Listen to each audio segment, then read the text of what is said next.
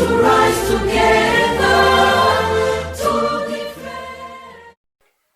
Hello, my wonderful people. It's another beautiful day over here in Africa. Welcome to Africa and Diaspora News. I'm Abomorita.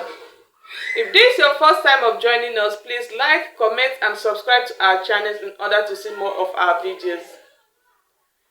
African farmers are embracing innovative solutions in order to overcome challenges. The chicken farming industry in Africa is a shining example of innovation and progress despite the climate and geographical challenges. The chicken farm is a vital source of income and food security to many African communities. Let's take a look at this video from Chidera Nwankwo, where a former banker is creating magic in chicken industry. So hello guys, it's your boy Chidera Nwankwo here again, and today I'm here to see the man himself, Mr. Donald. So this man right here left his banking job to go into farming. Isn't that crazy, guys? Today we are here to hear from his mouth why he decided to leave the banking, like the corporate world, to go into farming. Like farming, that's something people see as a dirty job. So Mr. Donald, I'd love you to introduce yourself to my audience first of all. All right, good morning guys. Yeah. My name is Aja Christian Tochukwu, but I'm popularly known as Sir Chris Donalds. I'm the CEO of Donald's Planet Farms. We are based in Uyo, Akwa Ibom State, with a vision to scale beyond Africa. Oh, okay. Yeah. So now you were formerly a banker. Yeah, I was a banker actually. Okay. I was a banker. How long were you a banker for? Okay, I started off my banking career 2024. Yeah, that was November 6th to be precise, 2024. That was when I got my employment letter. And I had this mixed feeling because I had heard a lot of stories about banking, that they don't have time, they don't have this. And I've never been a career person. All my life I had wanted to do business. Okay. Right, because the idea is not just about me, it's about Africa. There are young people across Africa who needs help, who needs job, who needs, they have ideas, they have visions, but they do not have a platform to showcase this vision. They do not have a platform to grow this. It's not everybody that will run a business. Yeah. Right? There are people who have that capacity to help run another business. Exactly. So my job now, I don't have the capacity to help run another business, but I have the capacity to help build a business that would aid those people the opportunity to help run. I don't know if you understand. Yes, I understand it. So when I got the job in the bank, I worked with, I don't know if I should call the name of the bank. Yeah, you can. Keystone Bank, actually. Okay. So I was posted to Abakaliki in Ebonyi State. Yeah. So the first day I resumed work was the day I gave up on the job. Really? Yeah, I resumed work November 6th, like I said. It was on a Monday morning. I dressed up, I wore my suit, I went there with energy.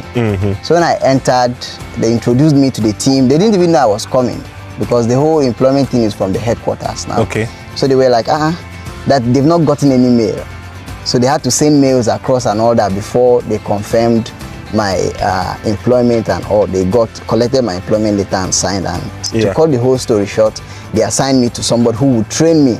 Because in banking, you don't necessarily need to have studied banking and finance, accountancy and all that. So you can study anything.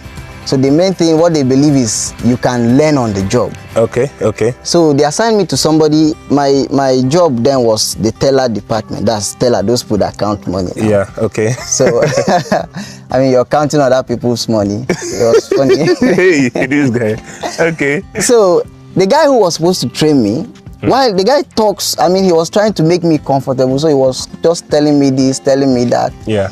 After the whole conversation, I discovered that the guy had stayed there for 11 years. 11 years? Yes. That was the moment I gave up on the job. Okay. What I was waiting for is, God, late 4 o'clock, let it just get to 4 o'clock, let me leave this place. So when it was 4 o'clock, I told them that we are done for the day now. He said, no, that we've not started work, that it is after 4 o'clock when the bank has closed for business, that's when we now start work. Really? Because you have to balance accounts, treat pending and the rest of them. Yeah. That's pending transactions and all that. So I was just patiently waiting. I stayed there till 8 o'clock. When I left, I called my that's the company that recruited me. You know, in banking we have the core bankers and we have a contract staff. Yeah. So I was employed under the contract. Now the idea is that after 2 years, you will now be converted to a core banker. Okay. All right. Yeah. So right now I'm working for that particular. The name of the organization is Real. Yeah. So I'm working for Real. I'm working under Keystone for Real. I don't know how to explain this thing. I mean, Real is the contracting firm, so they deployed me there to go and work for them. Okay. So the idea is after 2 years now, you will now be converted to a core banker. Now those people who are contract staffs, we that were contract staff, we received mega. What I was earning then was 75,000 naira. Okay. That's the banker. That was last year. This was last year. 75. Really? It's not funny. 75,000. So annual revenue was around 1.something million, which currently here we make. In 2 weeks, we've made more than what I made in a year. That's crazy. In 2 weeks, because here we generate from these 500 beds alone, we generate 2.something, 2.1, 2.2 monthly. So that means in 2 weeks. Hold on. I want to get something straight.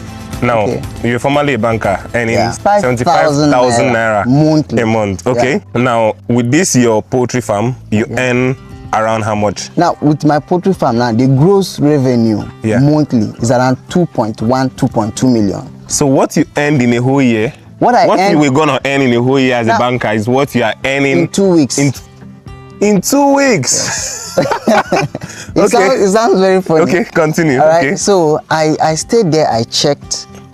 If I stay here, things are going to spoil. Not for me. If it was about me, I would have just stayed. After all, I get married, maybe rent 1-bedroom apartment, and I'm comfortable. But it's about Africa. Yeah. All right. I need to build a business that will grow and help people, because in Africa we cannot depend on aid. And the law of African capitalism states that it is we, you and I, the private sector, that will build Africa, not that person outside the continent who is coming. We are waiting for them to bring aid. And waiting for a savior. So I stayed there. When we were going, my colleague, I told him I will not stay here more than 6 months. I mean, he might be watching this video, say he will relate to it. Yeah, that is his name is Fortune. You're not going to be a banker more than 6 months. I will not stay in this bank more than 6 months. I said that every day until the 6th month, April. That was okay. I took the job. That was 2023 now. 2023. 2023, November 2023. That was when I took the job. So I got another job April 6th, 2024. That was exactly 6 months. 6 months. So now this particular job was to manage a hotel, one of the multi-million naira hotel in Abakaliki, Ebonyi State, Cecilia Hotels and Suites, the name of the hotel. So when I got there, the idea now was not to answer the manager thing. Like I told you, I'm not a career person. I want to do business. Yeah. So the reason I went to that hotel now was to learn how to manage business that runs in millions. Okay. Right? How do they do this thing? How do they do Those people who are running multinationals, they don't have 2 heads. All right, so they have 1 head. So I want to go into this system, let me understand this thing. So for me, it was an opportunity to learn. Just like I told my colleague while I was in the bank that this is an internship for me. They said, don't say that thing, that very soon will be converted. The guy is still there till today. They've not converted him. Really? All right, none of them. And I'm still telling you, if they are still there to the next 10 years, they might, in quote, not be converted. Just like the guy who have been there for 11 years. He has not been here. He finally resigned in the banking sector. Okay. You get it? Yeah. So I started working with that hotel. Everybody was like, hi, see this small boy, manager. Okay, they hired you as a manager? A general manager in the hotel. Really? You can look up the hotel online. They are, in as much as my signature is there, they have, if you just check the hotel, it is my face you will see first of all. Oh, okay. Because I had to, I believe in the power of the internet. So I had to push the hotel online in order for it to gain recognition. I built the revenue from what it was to, I mean, when I took up the hotel, they were just having, it's a very big hotel and their rooms are very expensive. Yeah. So most persons might not really afford to stay in that particular hotel. But with the kind of strategic marketing we put in place under my leadership. We were able to build. I mean, it was not a matter of looking for customers now. It was a matter of looking for other hotels that would accommodate the excess of the customers. All right. So it was the knowledge I got from the banking sector that I had to put into the hotel. Now I said I was going to stay in that hotel for 1 year, but this entrepreneurial thing, it did not let me still stay there for 1 year. Your body was shaking. I couldn't help it. This is not about me. It's about Africa. If I continue here, my grandmother might turn in the grave. Because that's not what I was sent to do. I was sent to liberate Africa economically. So should I be doing it through this job and the rest? So I also told myself, guy, calm down. This is a learning process. All right. So it was from that hotel I learned auditing. I learned systematic business approach. I learned how to organize team members. My accountant was more like my father. Well, he's a 78 years old man, I guess. I was the youngest person in the management team. But you were the general manager. But I was the general manager. Okay. All right. So after the whole thing, December, I resigned. I resigned December 1st, 2020. You said you were not going to work again? I said no. Let me go and face my business. Although Donald's Prairie Farms has been in existence for over 5 years. Okay. All right. I started it immediately I left school. So we started with just 50 broilers. How much did you start with back then? That was 67,000 naira. 67,000 naira. 67,000. I was working with another hotel, Mona Bliss Hotels and Suites in Abakaliki. So my salary then was 17,000 as a graduate. I just graduated. So I saved up that money because I was like, what if I come tomorrow and this people sack me? Yeah. Where will I run Because to? It's not your business. Because it's not my possible business. They can sack you. So I can just wake up one morning and tell me, no, we don't need your services again. So I had to save up money. I worked with my cashier then, so they used to pay us cash. I told him, please, can you help me keep this money? I want to use it to do something. He saved this money for me for 6 months. In the hotel, if you see those hotel waiters, waitresses, I mean, we make money from tips here and there. So that was what I was using to survive literally. Those tips while I was looking at while I was looking at the future. So I saved 100% of that salary for 6 months. Really? Everything. There was no need staying there now. I could be collecting this 17,000 a monthly. Highest I will eat, pay transportation. It will finish. I will eat, pay transportation, it will finish. After 1 year, what will I show for it? So I stayed there. I used that money to start up. My first partner then did not really believe in the vision. I knew what I saw. I knew where I'm going to. So I told him, let's just start small and grow this thing. Because I made him believe I had a lot of money. Okay. You get it? His name is Andrew. I made him believe there's a lot of, if you want to start with 200 broilers, no problem. But I want us to start small. Because I believe in the law of seed time and harvest. So let's start with 50 broilers and grow it. The guy was discouraged. And I didn't want to tell him that I did not have money. That's why I want us to start with 50. I told him the money is there. That's what I told him. You told him that, hey, I have money. Forget about money. It will never be a problem. But let's just start. But meanwhile, you didn't have any money. I didn't have 67. I thought we finished because we rented one small farm that was already dilapidated. That 67,000 was what we used to buy cement to do the flooring. We had to buy nets from that 67,000. What was remaining was around, was it 15,000 or so? The money that was remaining was only for broilers. That's 1 carton of broilers. Then they sold for 250 naira. Agreed. That was what we bought then. Okay. So we bought it. I went and bought 1 bag of feed. One bag of feed was 3,000 naira. So we started.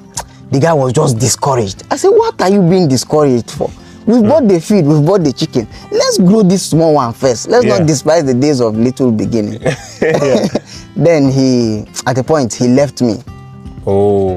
All right, he couldn't continue. I had to scout because I cannot resign from that hotel job. Then you were still in the hotel. I was still in the hotel.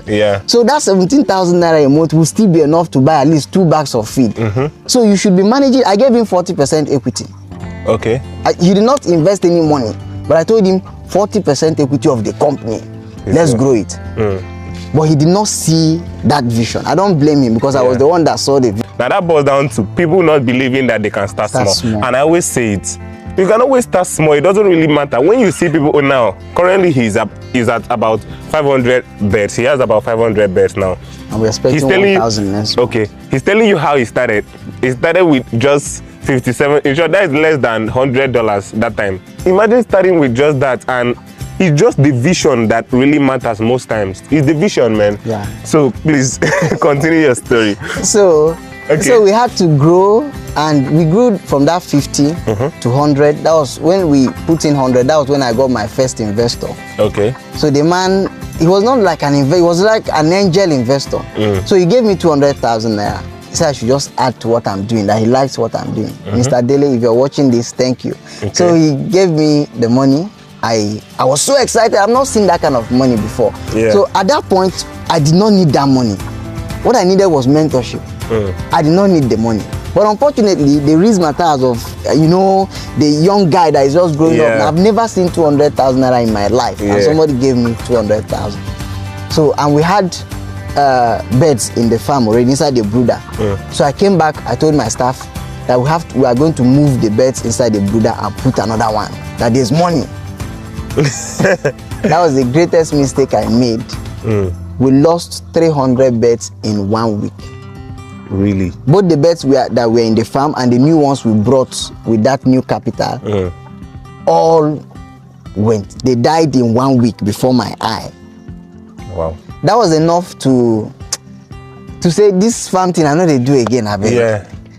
But like you saw there, I wrote it that we are in 5 years we are doing 15,000 capacity. The money is not there now, but I know It's going to come I know it from this that business. from this business.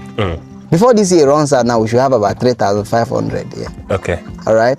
So now, strategically, with good financial discipline, we are going to beat that 15,000 in 5 years.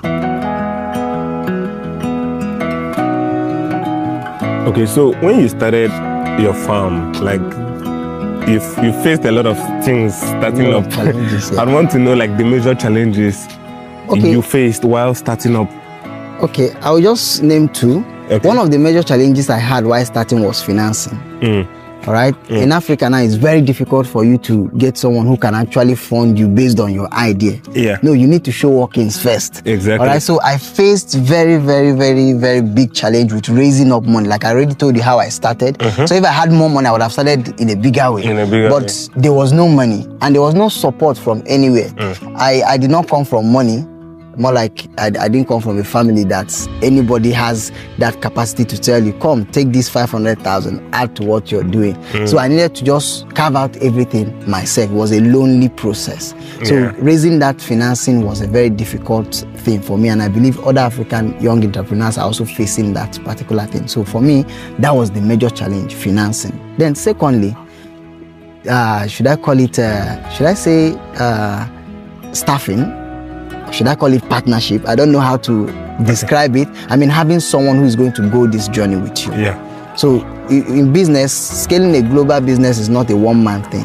Yeah. So like for instance, my first partner now, when he discovered that he wasn't really seeing the kind of money he was expecting or from what I had said, I've confessed this vision, I've discussed with him how big it is, but yet he's not seeing the money. Yeah. So he left me. So the business would have died completely if I was not convinced about what I saw.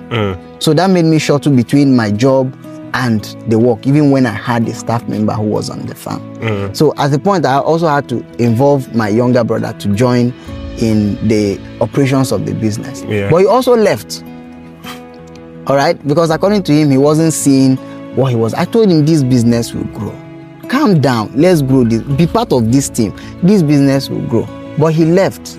So those are challenges. I mean, it gets to a point as an entrepreneur, everybody leaves you. You just have to figure it alone.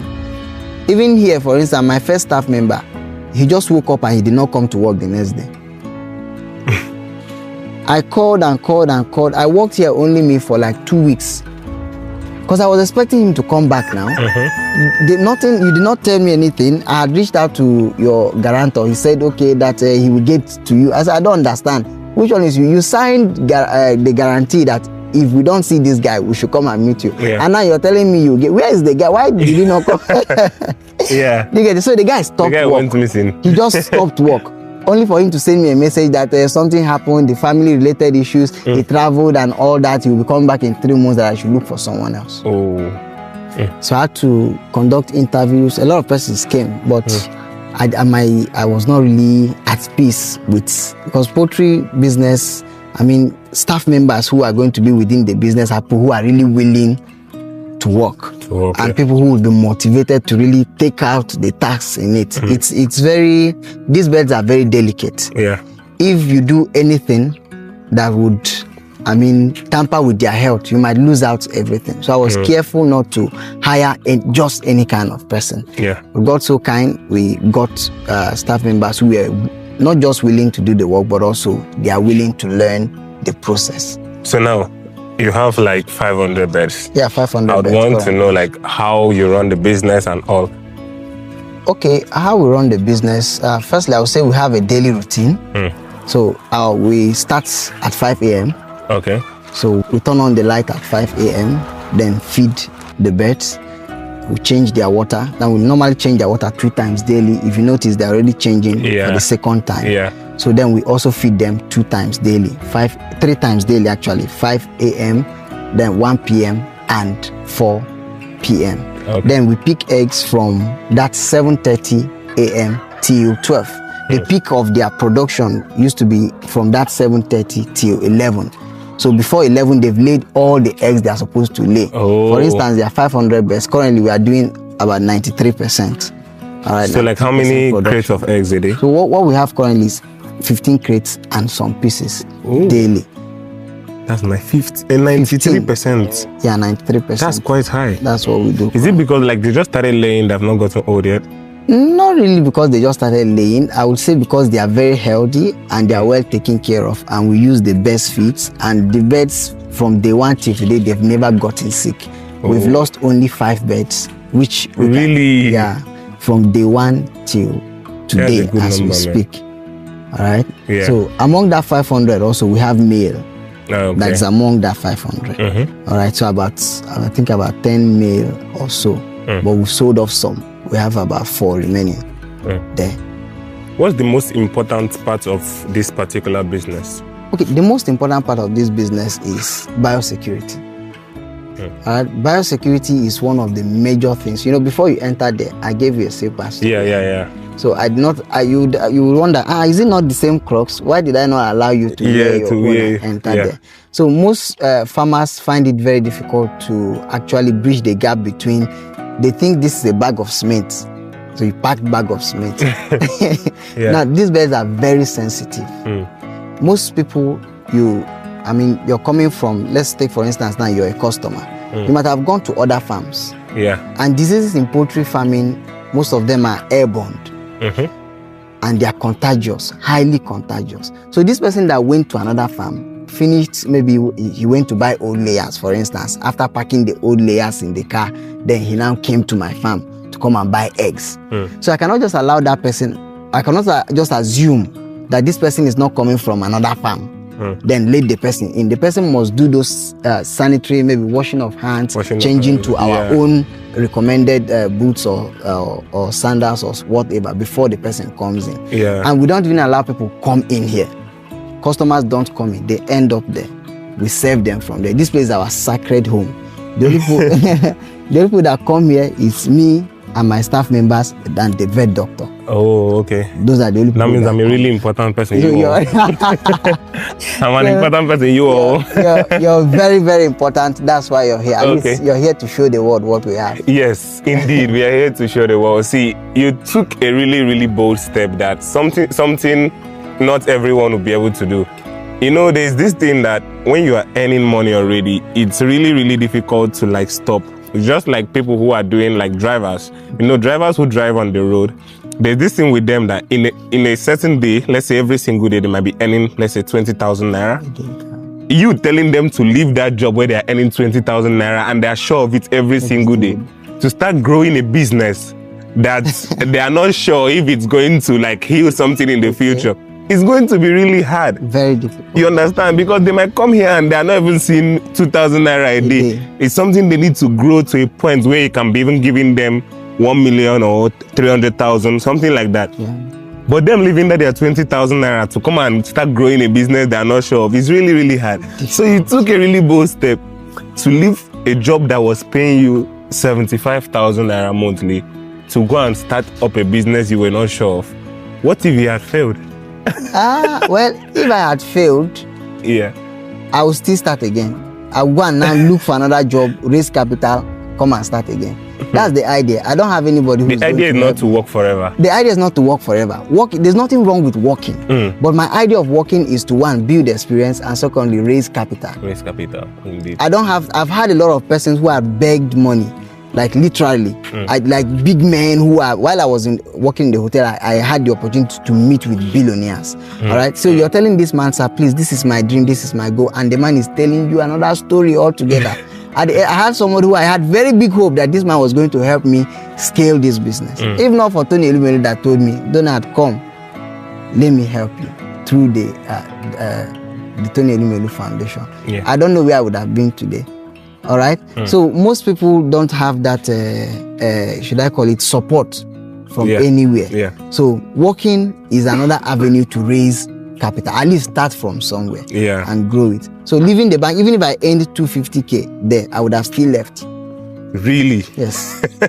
The hotel was paying me at least double of what I was earning in the bank now. But I still left because that was not where I saw myself. Yeah.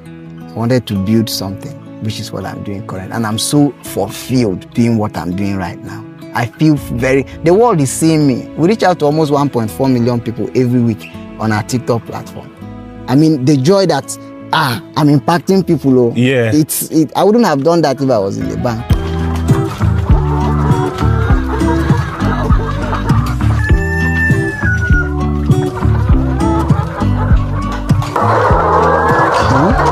So currently there are about 500 beds in here. How old are they currently?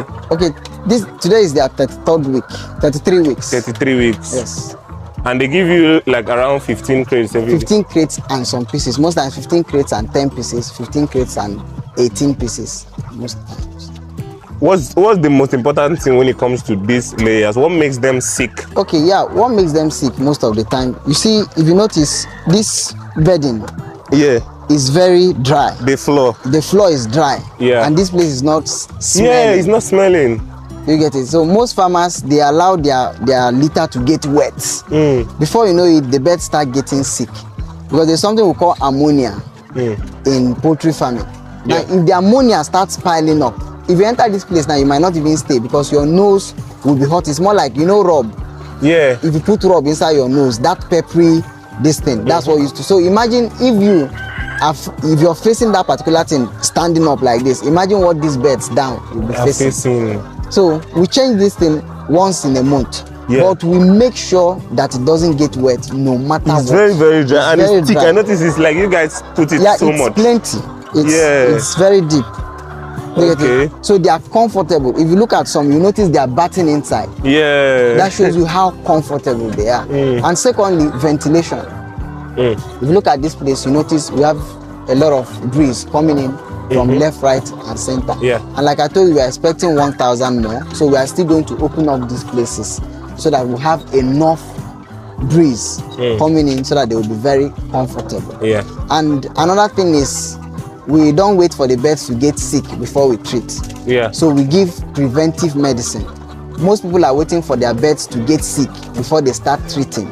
From day one, we give preventive medicine. There are diseases like coccidiosis, infectious coryza, fowl cholera, and the rest. These are diseases that affect birds, and we take care of them even before they come.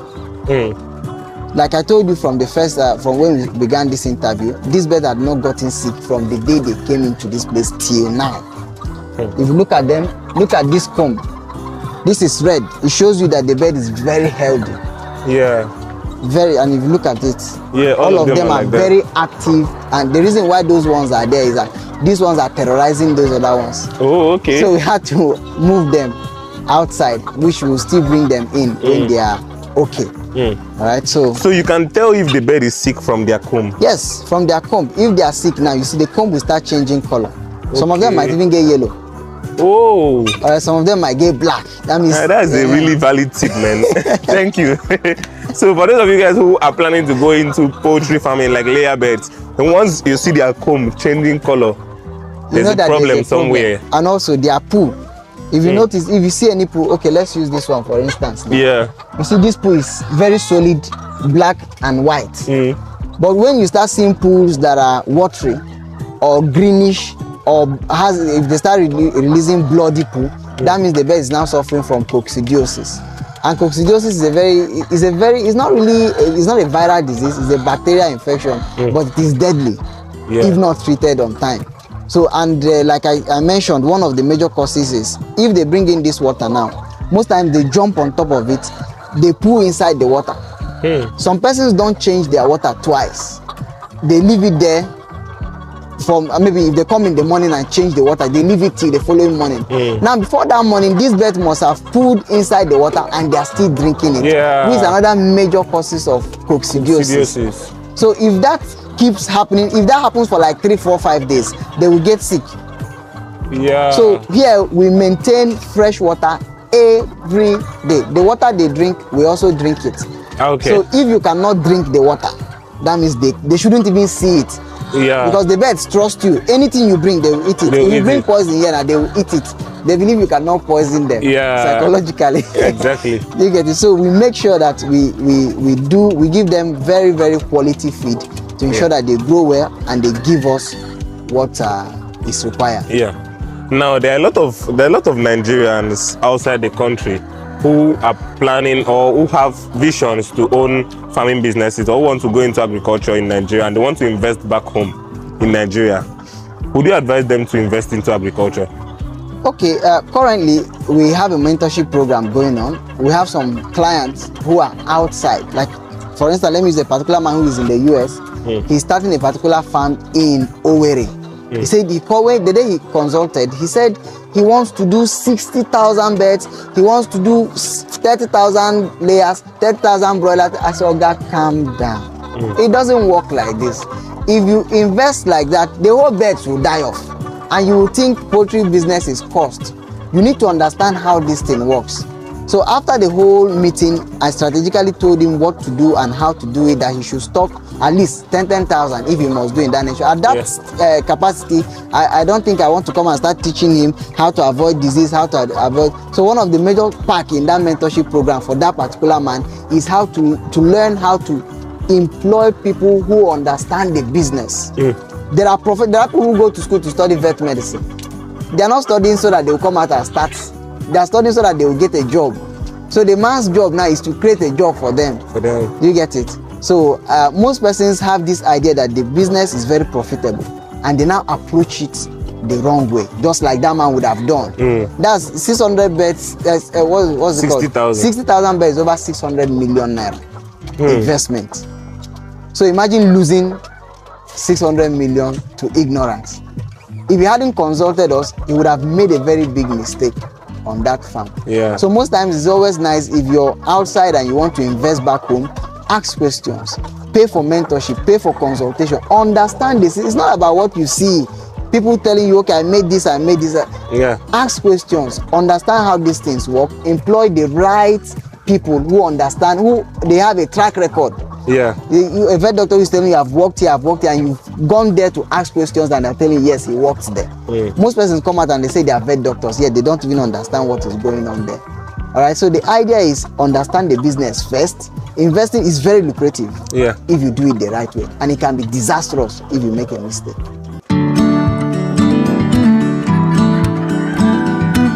Okay, so this is the laying box. So we introduced this laying box at week 12. Like, these birds now are, how do I put it, they are psychologically driven. All right, so the reason we introduce, it's not as though they will start laying at week 12, but it is to give them that secret place where they can always find abode. It helps them start building that characteristics of laying. Most times if they want to rest from that week 12, they run to this place. So once they now start laying, instead of laying on the floor, they will come They here will come here. and lay. So most people will be wondering, why is it that they don't lay here? Mm. If you want to pick egg now, you don't start looking for eggs on the floor, although you might see 1 or 2, but it's not every time. Yeah. You must see the egg inside this Yeah. place, because from week 12 we train them to understand. If you know, we've already picked eggs for the day, Yeah. but we are still seeing there are still a few Yeah. here. There are still a few in those other boxes. So because, like I told you, they start laying from 7:30 in the morning till around 11. By 11 we've gotten out 15 crates for today already. So these ones are now the extra Yeah. that will come on top of it. Oh wow. This thing now, you might be wondering what this is. Okay, these bags. These bags, Okay. they're not just here, they're more like distractors. Oh how? Now, most times these birds, they tend to peck on each other. All right. So now, instead of pecking on each other, they peck on this bag, because they don't know what this thing is. They want to chase it away. Okay. So they'll be pecking on They're it. pecking on this. And a lot of them are pecking on my leg. Yes, because they've not seen you before now, and they are still pecking on my legs too. So they peck on this instead of pecking on each other. Those ones I told you were isolated. They had pecked on them, removed their feathers. They are ready to peck one until it dies. Really? They are ready. They will face that particular and peck it until it dies. So that's why we introduced this, and we also introduced special.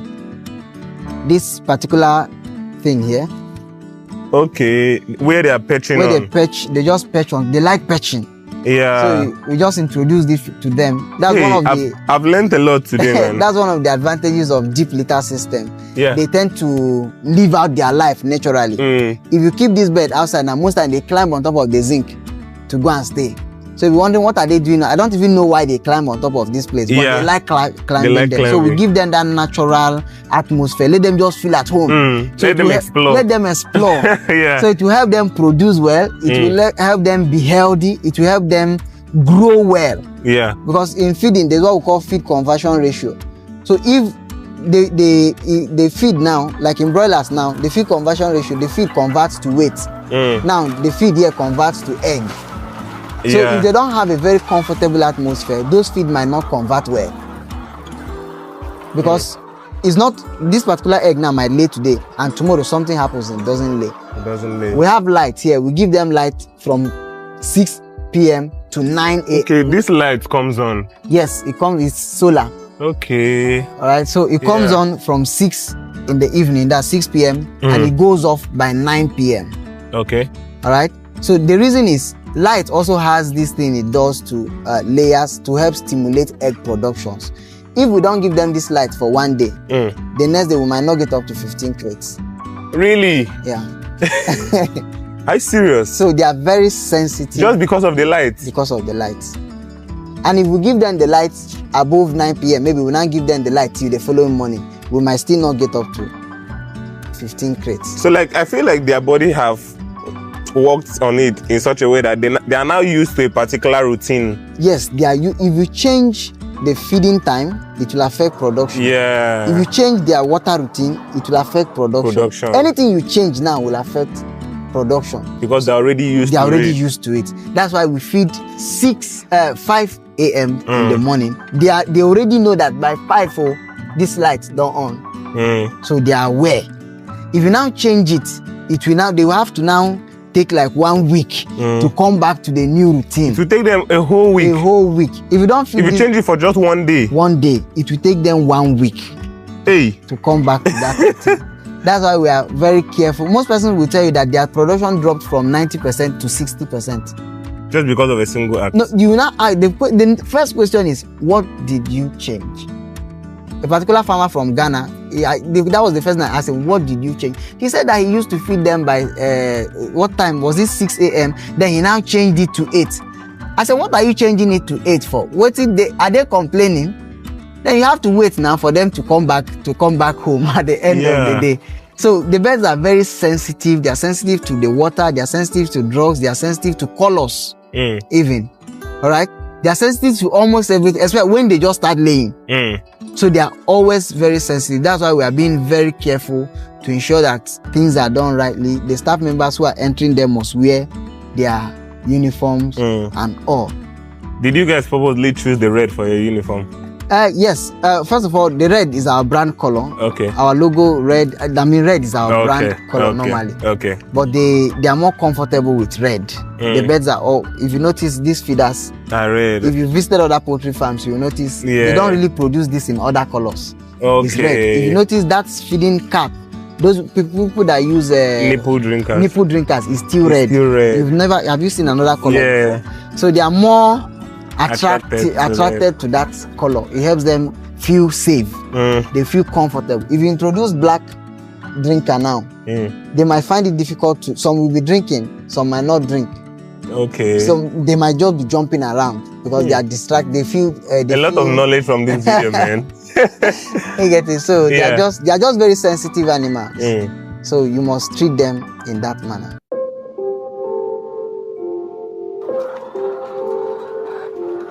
So how important do you think agriculture is to Africa as a whole?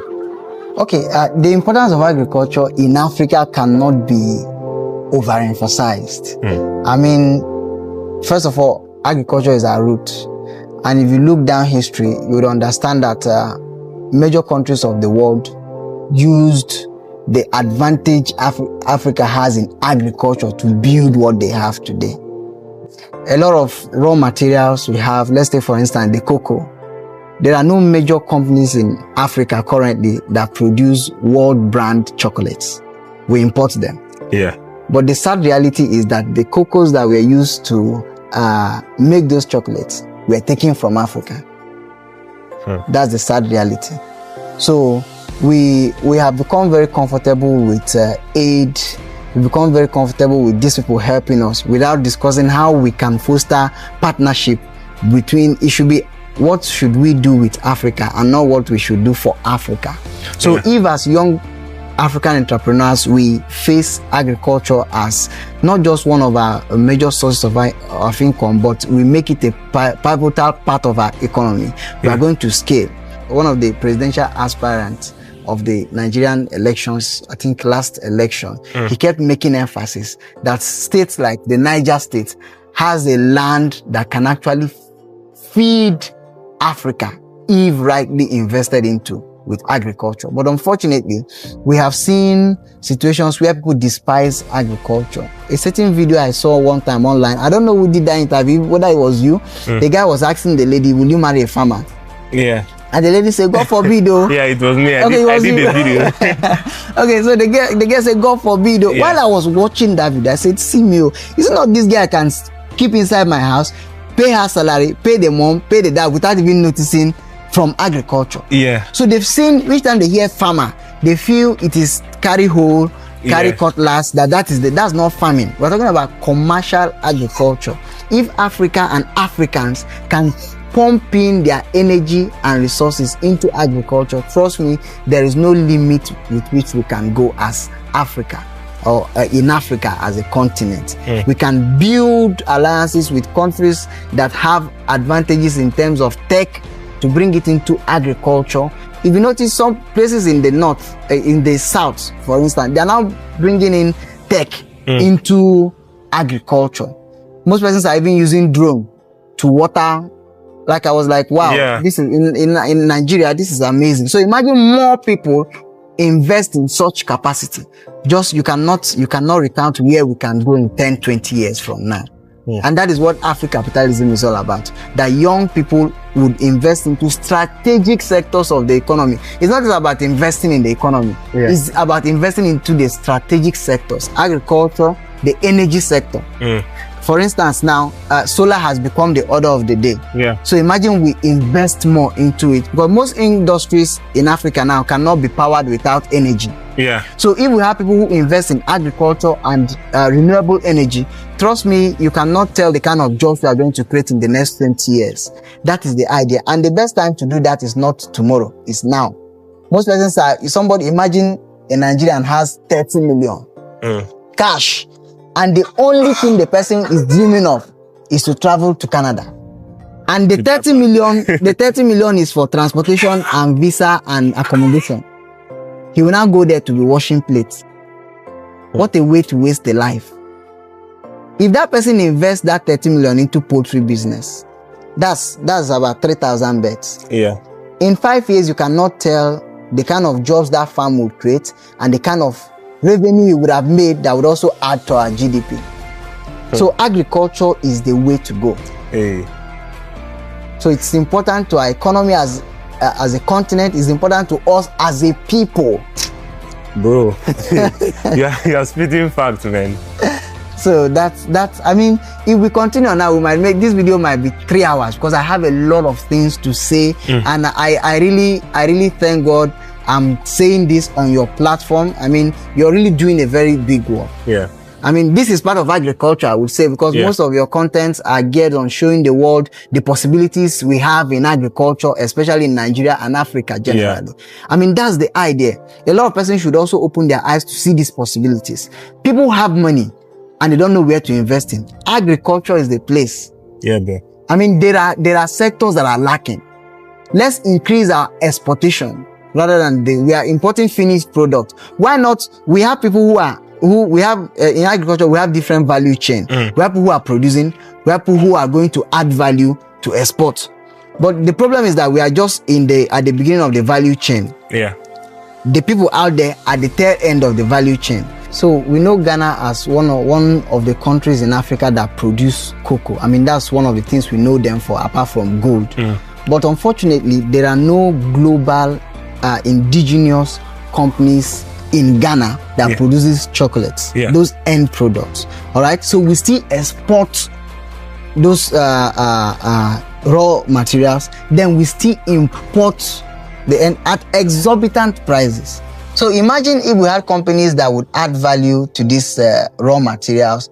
It would create jobs, one. Yeah. It would, I mean, prices of things would drastically reduce. Our economy would boom. Because we also increase export. We are going to also export the finished product instead of exporting the raw materials and the rest. Yeah. So the idea is agriculture is the way to go. We cannot just depend on oil. Oh, Nigeria has oil. No, let's diversify. There is nobody who had become a global businessman who depended on one business. It's not possible. When you hear Dangote, you hear Dangote sugar, Dangote this, Dangote that, Dangote. He understood that it requires more. That's why he now invested into refinery today. Yeah. When you hear the Tony Elumelu Foundation, we have the Tony Elumelu Foundation, we have the UBA Bank, we have the Hess Holdings. Under Hess Holdings, we have Hess Energies, Hess Technologies, Hess Insurance, Hess Assurance. I mean, businesses here and there. Yeah. We have the Avon Medicals. Those are still under the family of Hess Holdings. So, I mean, the idea is let's invest strategically in agriculture. I mean, it is now. Now is the time. So you talked about a lot of things. Now, I would want to understand, what do you think is the most important thing when it comes to entrepreneurship as a whole? What do you think is the most important thing? Okay, one of the most important thing is the statement of why. Okay. Why? The question is, why are you in business? All right, it's not just about doing business. Anybody can run a business, but why are you doing that business? Because entrepreneurship sucks. Trust me. You can actually get a job and you're relaxed, you're comfortable, because you're not doing the thinking, you're not doing the strategic positioning, you're not doing the market penetration strategy. You're not thinking about customer service. You're just there to, like in the bank now, we're just there to count money and pay. At the end of the month, they pay me my salary. Yeah. So, but there are people who own the bank that are doing the thinking.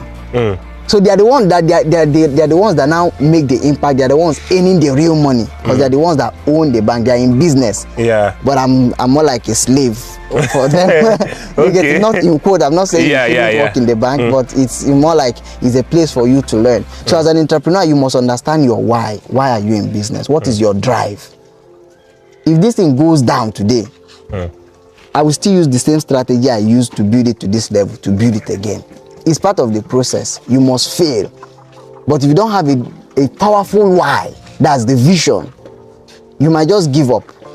So I've defined my why, and I also urge other entrepreneurs to really define. It's not about having money to start up a business. Define the why first. Yeah. Then any obstacle that come, because there are days you come, the market will not be there. I mean, poultry business, for instance, is very risky. You might just come and all the birds die off. So will you give up because the whole birds die off? So the major thing now will be on your why. You still go back to your why you started in the first place. That would make you also build strategies to stand again. So for those of you guys who are watching this video, if you enjoyed it, I'm not even going to ask if you enjoyed it, because man, I learned a lot and I know you did too.